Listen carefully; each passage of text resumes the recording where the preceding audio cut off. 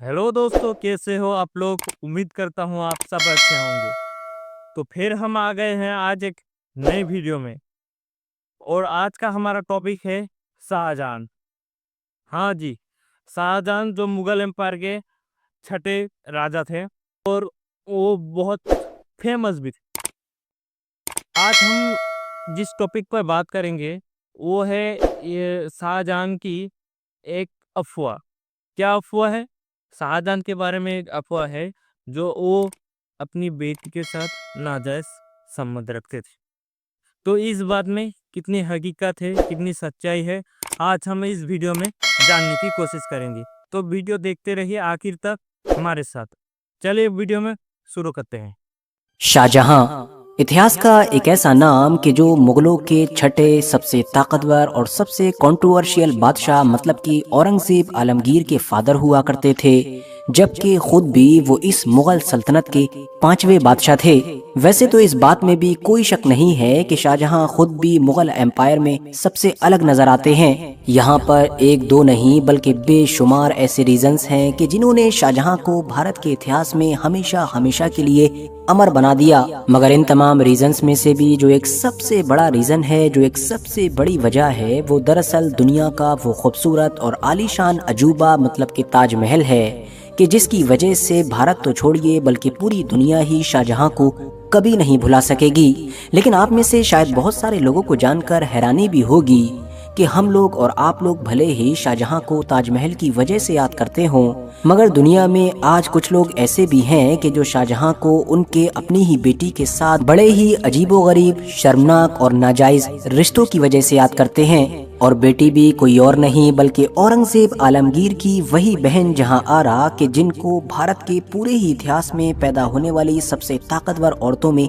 गिना जाता है, जो अपने दौर में भारत की तो सबसे अमीर और सबसे ताकतवर औरत थी ही, मगर साथ ही साथ उनकी काबिलियत और होशियारी की वजह से उनके नाम की गूंज पूरी दुनिया में सुनाई दिया करती थी। कहा जाता है कि बादशाह शाहजहां ने अपनी इसी बेटी के साथ नाजायज रिश्ते कायम कर रखे थे, और वो भी इसलिए क्योंकि शाहजहां की ये बेटी अपनी माँ मतलब कि मुमताज महल के बिल्कुल हूबहू थी। अब जब शाहजहां की सबसे प्यारी और सबसे महबूब बीबी मतलब कि मुमताज महल की मौत हो गई, तो फिर तो शाहजहां ने अपनी इस खूबसूरत बेटी को अपने हरम की जीनत ही बना डाला था। अब वैसे तो किसी दौर में शाहजहां और उनकी बेटी से जुड़ी हुई ये सारी चीजें ब्रिटेन या फिर यूरोप के बाकी इलाकों में ही सुनाई दिया करती थीं, मगर अब धीरे धीरे जब एक लंबा अरसा गुजर चुका है तो ये चीजें यूरोप में तो नजर नहीं आती हैं, लेकिन हाँ भारत में आजकल इन चीजों का खूब बोलबाला है।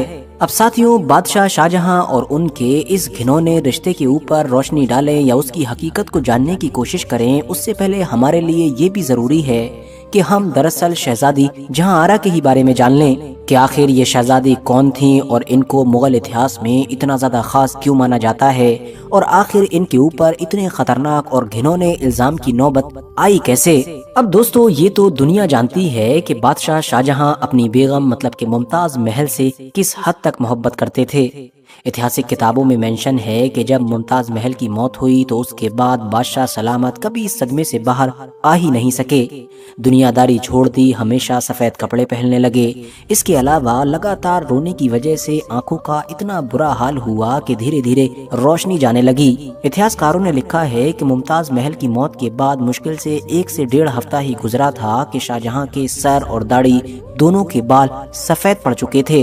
इस गमगीन हालात में शाहजहां की बड़ी बेटी जहां आरा और बेटे दारा शिको ने उनका भरपूर साथ दिया और इस सदमे से निकलने के लिए उनकी भरपूर मदद की। शहजादी जहां आरा अपने फादर शाहजहां का इस कदर ख्याल रखा करती थीं कि शाहजहां के दस्तरखान पर भी कोई ऐसी चीज नहीं हुआ करती थी कि जो जहां आरा की देख रेख में तैयार न की गई हो। हमेशा से ही अपने फादर का इस तरह से ख्याल रखना ही मेन रीजन था कि शाहजहां ने भी अपनी इस चहीती और काबिल बेटी को बादशाह बेगम के ओहदे से नवाजा था। दरअसल ये एक ऐसी पोस्ट, एक ऐसा ओहदा हुआ करता था कि जिसकी गद्दी पर बैठने वाली खातून मुगल महल के अंदर होने वाली तमाम एक्टिविटीज की मालिक हुआ करती थी। मतलब उसके हुक्म पर या उसकी देखरेख में ही सारी एक्टिविटीज हुआ करती थी। शहजादी जहां आरा की सलाहियत सिर्फ महल के अंदर तक ही सीमित नहीं थी, बल्कि वो तो एक काबिल और काफी बड़ी बिजनेस माइंडेड औरत थी जो बिजनेस की चीजों में काफी इन्वॉल्व रहा करती थी। शाहजहानाबाद के, जिसको आज के दौर में हम लोग ओल्ड दिल्ली के नाम से जानते हैं, उसको आबाद करने का भी काफी हद तक क्रेडिट शहजादी जहां आरा को ही दिया जाता है। शाहजहां के दौर में जब ये शहर बसाया गया था तो इसकी 19 बड़ी इमारतों में से 5 इमारतें तो ऐसी थीं कि जिसको पर्सनली अपनी देखरेख में शहजादी जहां आरा ने तैयार करवाया था।